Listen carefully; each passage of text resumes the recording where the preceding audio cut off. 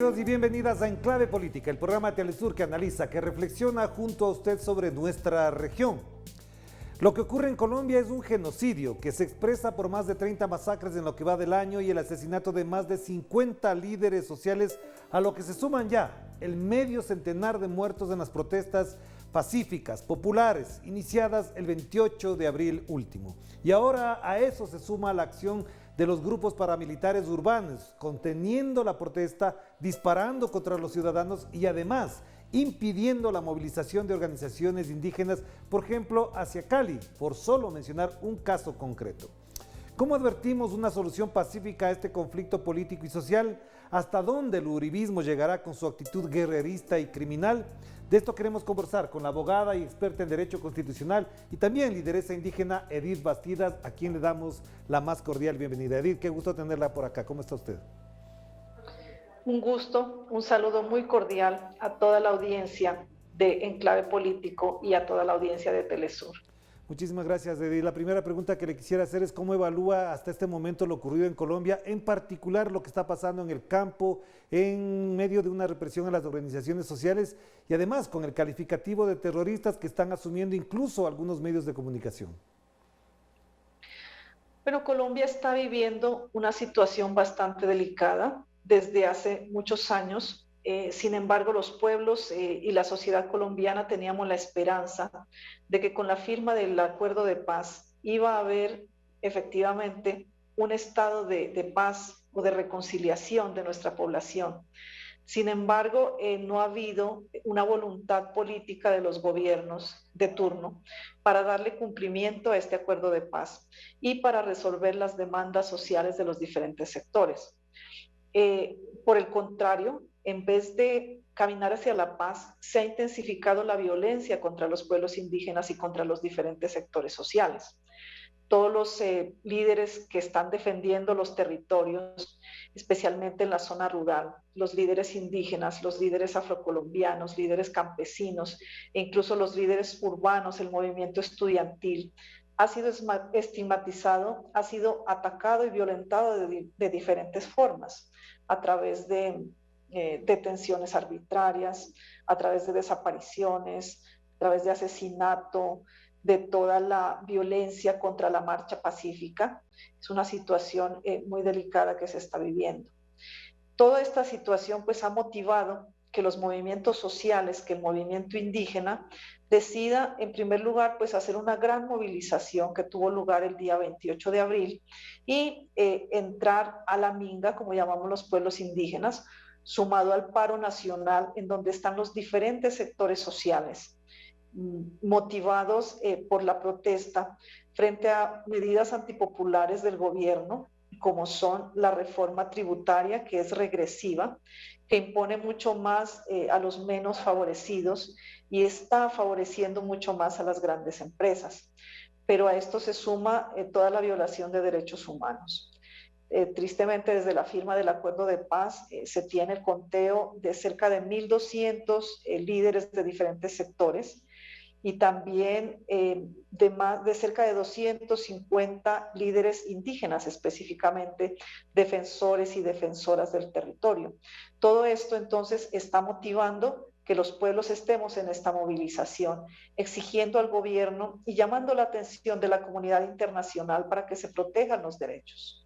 Claro, Edith, a propósito de esto, efectivamente usted acaba de mencionar un elemento que es clave, la violación de derechos humanos del asesinato a dirigentes indígenas, pero del otro lado lo que encontramos a eso es que se los califica de terroristas, de subversivos, de infiltrados por las organizaciones guerrilleras de Colombia.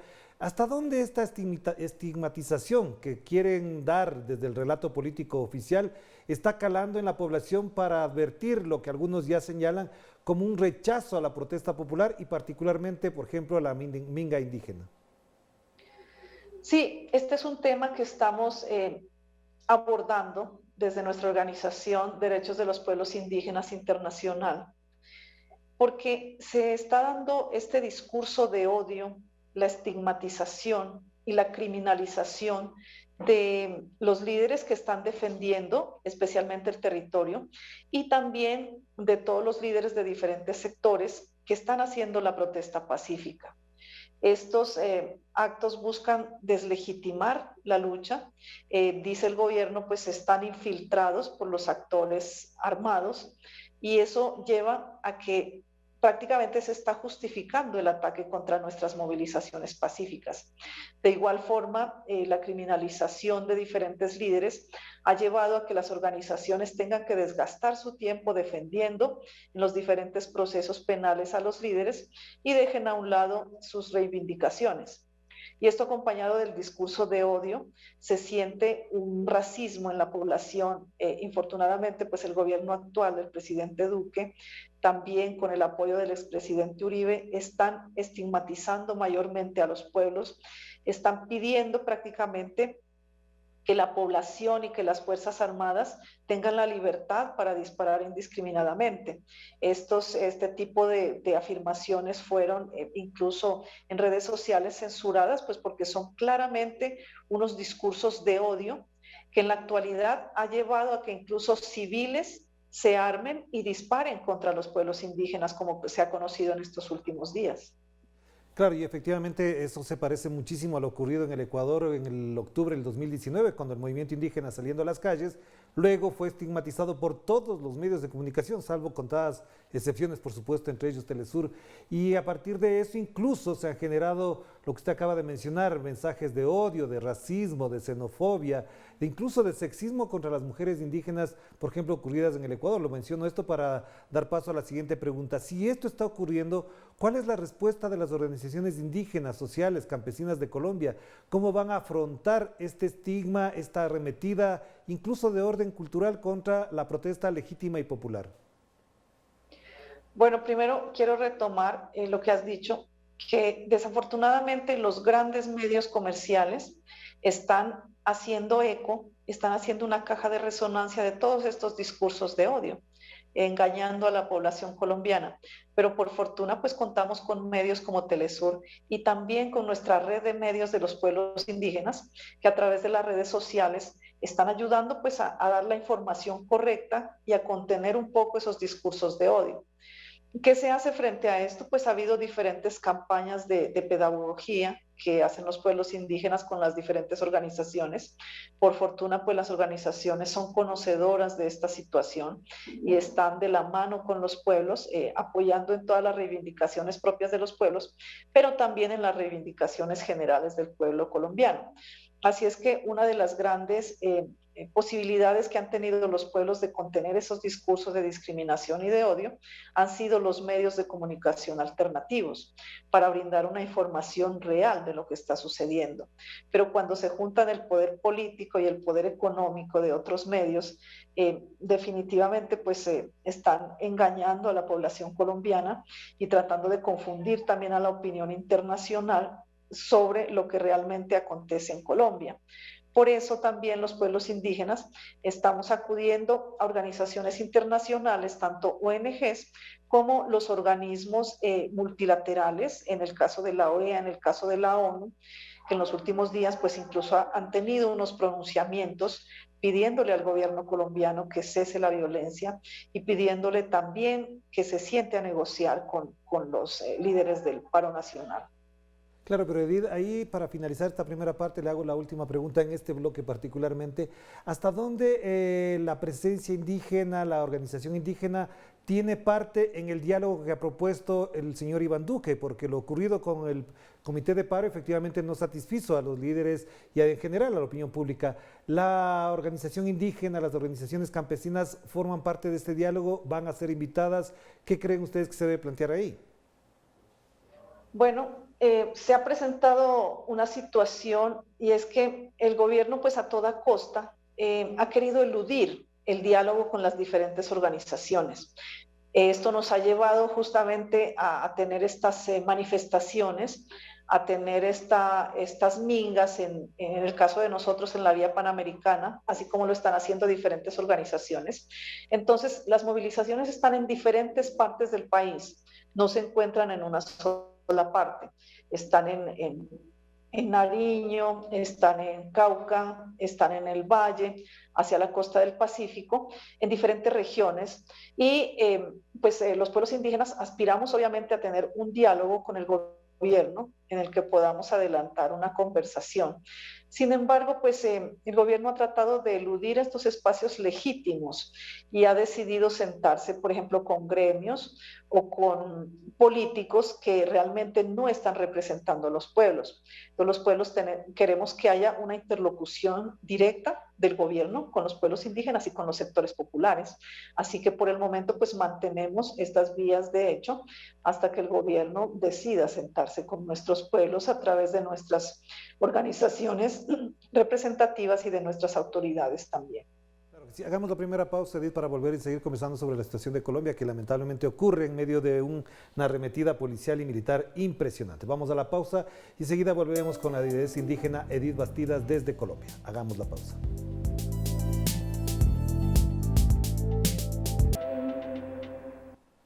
Estamos de vuelta aquí en Enclave Política a través de Telesur, la señal informativa de América Latina y el Caribe, y vamos a seguir conversando con Edith Bastidas a propósito de lo que ocurre en Colombia. Ella es una lideresa indígena de gran reconocimiento y gran trayectoria, por supuesto, abogada también, a quien le queremos consultar. ¿Cómo mira usted entonces el panorama de lo que viene en Colombia? El paro no termina, la protesta continúa, se cierra el diálogo, pero también hay voces muy alarmantes desde el propio Álvaro Uribe, gobernadores, incluso empresarios que dicen que hay que frenar esta violencia porque el país así no puede continuar. Le pregunto, ¿así no puede continuar el país o de qué manera debe continuar Colombia?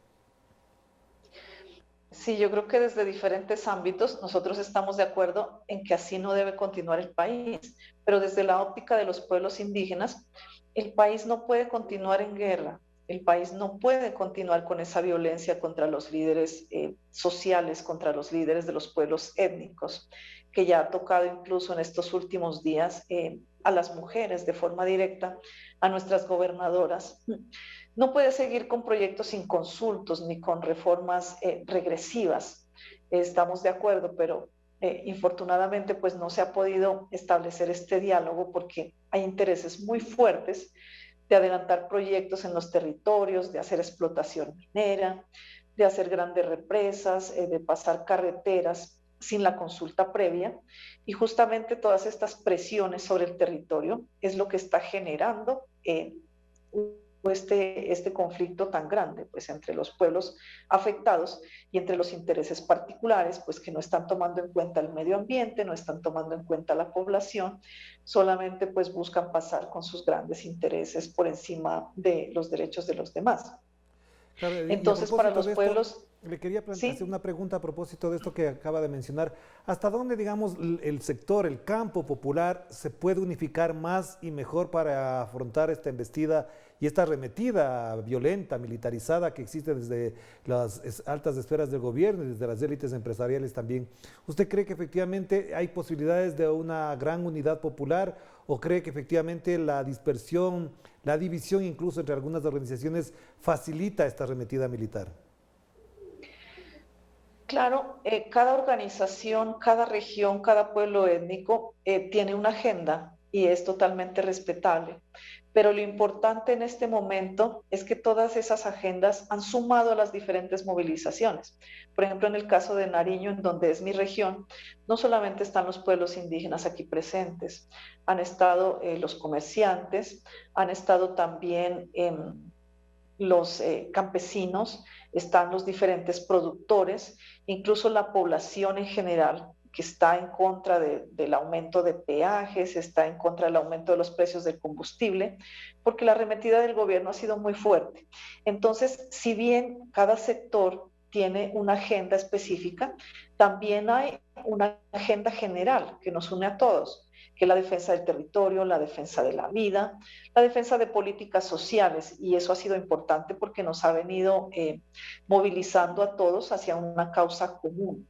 Entonces yo creo que este movimiento pues está creciendo y ojalá pues la aspiración de los pueblos es verlo transformado seguramente en un gobierno que realmente nos represente, porque los últimos gobiernos pues han estado en general pues en contra de los pueblos, en contra de los sectores sociales, han sido bastante regresivos y esperamos que ojalá Colombia se pueda mover hacia un gobierno de un corte pues mucho más social, mucho más concertador y que entienda pues los intereses de los diferentes sectores populares. Pero también es cierto, Edith, perdone que le haga el siguiente comentario, cada vez que un líder popular, progresista o de izquierda emerge, se coloca, digamos, en la dimensión y en la posibilidad de llegar a la presidencia, lo asesinan, lo acaban, lo aniquilan. ¿Hasta dónde hay garantías de que las figuras predominantes desde el progresismo puedan incluso disputar, asegurando su vida, la presidencia en las próximas elecciones? Pues usted lo ha dicho, vivimos una situación muy difícil. La historia en Colombia ha sido que los grandes líderes que han emergido con ideas pues innovadoras, con ideas a favor del pueblo, han sido atacados, han sido asesinados, ¿no? Y están muy en peligro. Lo mismo, no solamente en el nivel nacional, sino desde los niveles locales, desde los niveles regionales. Se tiene una estrategia pues contra el liderazgo que es evidente y justamente es para frenar pues las posibilidades de un gobierno que pueda mostrar un cambio.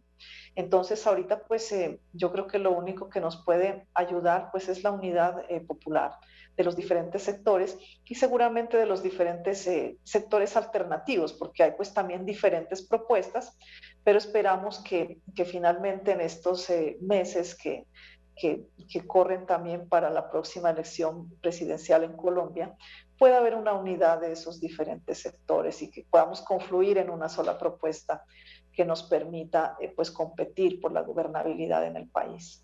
Claro, y a propósito de esto le quiero hacer la otra pregunta que tiene que ver más bien en el orden regional. ¿Hasta dónde los movimientos indígenas, por ejemplo, que se han expresado políticamente, han participado electoralmente en Bolivia, en Ecuador, en Perú, lastimosamente en Colombia no se puede verificar eso, en Brasil sí ocurre, están consolidando una corriente de opinión y de emergencia política y popular que garantice, por ejemplo, una mejor defensa de los derechos de los pueblos ancestrales de América Latina? ¿Cree usted que efectivamente esta consolidación se va acentuando cada día más o cuáles ve usted en ese camino los riesgos y los peligros? Pues uno de los riesgos más grandes es justamente todos estos discursos de estigmatización y de racismo, ¿cierto? Que se ha visto en diferentes países, como lo vimos hace poco en el hermano país de Bolivia, en donde toda la opinión pública conoció cómo se bajó la huipala, fue pisoteada, fue quemada, que es un símbolo muy importante para los pueblos indígenas. Se desprendió de los uniformes de los militares. O sea, toda esa simbología es muy importante para mirar pues el racismo que todavía subsiste en América y casualmente donde hay más cantidad de población indígena, donde los pueblos indígenas tienen numéricamente una opción más real de poder, se ve que el discurso de estigmatización y de racismo ha sido muchísimo más fuerte. Entonces yo creo que tenemos un gran reto, pero también tenemos buenas posibilidades. Vemos cómo en el Ecuador pues hubo un avance también en la unidad del movimiento indígena, pues digamos, si bien algunos sectores pues quedaron por fuera de esta unidad, tal vez eso obstaculizó pues para llegar al poder, pero se vio que el movimiento puede ir madurando. En Colombia, pues es un poco difícil que el pueblo indígena pueda asumir, digamos, una candidatura a la presidencia porque numéricamente somos pocos, pero pueden hacer parte de estos acuerdos de gobernabilidad, digamos, de un movimiento popular y tal vez más adelante, cuando los movimientos vayan madurando mucho más, podamos pensar también en esa opción de un presidente indígena que no se descarta. Claro, y en esa perspectiva, la última pregunta que tengo para usted, Edith, y solidarizándome, por supuesto, con todo lo que está pasando con ustedes, con la Organización Social Campesina Indígena de Colombia, ¿hasta dónde cree usted que efectivamente el uribismo está en declive o tiene, como se manifiesta actualmente, sus días contados y por eso también arremete con violencia? ¿Usted cree que en una evaluación de carácter histórico podemos pensar que son los últimos días del uribismo o todavía le queda mucho más y dónde se asentaría ese poder, esa potencia política de la que hace gala con armas, con violencia y también con una retórica, como usted ha dicho, racista y criminalista? Pues infortunadamente el uribismo, digamos, aunque no tiene mucha gente, tiene mucho poder económico y mucho poder político, porque pues alrededor de esta corriente están todas estas grandes empresas que quieren proteger sus grandes capitales personales. Incluso, como se ha tenido conocimiento, pues hay investigaciones de negocios también ilícitos Y todo esto pues es lo que quiere proteger esta corriente. Desde ese punto de vista, pues contando con el poder económico, han podido tener mucha fuerza política. Sin embargo, creemos que con el trabajo pues, que están adelantando los diferentes sectores sociales, es posible que podamos revertir este tipo de gobiernos de esta línea y podamos avanzar hacia un gobierno popular. Pues sabemos también que con lo malo que ha sido el gobierno actual, pues el uribismo ha perdido también en muchos de sus adeptos. Entonces esperamos que esto pues sea importante para que podamos contar con un presidente alternativo en una próxima oportunidad. Claro, perdona que haga una última pregunta que también merece una precisión. ¿Cuál ha sido el discurso y cuál ha sido la política de Iván Duque con respecto al sector indígena, a las poblaciones indígenas, a los pueblos indígenas de Colombia? ¿Hay alguna evidencia, algún indicio que pueda manifestar, por ejemplo, una apertura para aportar, digamos, en esa lógica de atender unas necesidades que son incluso de orden ancestral? No, ha sido muy difícil porque todas las políticas son totalmente regresivas. Las mesas de concertación pues no han tenido una vocería del alto gobierno en donde se respete la postura de los pueblos indígenas. Por el contrario, se ha estado minimizando la concertación con los pueblos, estos espacios de concertación. Ha habido muchos proyectos y muchas normas inconsultas que han violado el derecho a la consulta previa y esto no solamente a nivel normativo, sino a nivel de los territorios no se han dado estos procesos. Entonces creemos que es una política claramente de aniquilamiento de los pueblos indígenas, es muy evidente. Claro que sí, muchísimas gracias, Edith. Le mando un abrazo muy amable por atender esta invitación y por supuesto atentos, pendientes y en contacto para poder seguir difundiendo y sobre todo denunciando la violencia contra las poblaciones y comunidades indígenas. Cuídese mucho, que esté muy bien. Muchas gracias. Muy amable, gracias a Edith Bastidas, de Lideresa Indígena, abogada también defensora de los derechos de las comunidades de los pueblos ancestrales de Colombia, que en estos momentos efectivamente sufren la agresión, la arremetida de grupos paramilitares urbanos, como por ejemplo impiden el ingreso, por ejemplo, en Cali, de la minga indígena que en forma pacífica llegaba hasta esa ciudad. Ya vimos cuál fue la reacción de estos grupos armados paramilitares en esa población del Valle del Cauca. Y esto precisamente es lo que tenemos que seguir denunciando, pero también reflexionando hasta dónde esta estigmatización, racismo, viene desde esos poderes que, como decía Edith, tienen mucho poder, tienen mucha plata y tienen mucho incluso elementos armados para jugarse la vida por la defensa de sus particulares intereses. De esto seguiremos hablando aquí en Telesur, a través de Enclave Política también. Cuídense mucho, que la pasen bien. Chau, chau.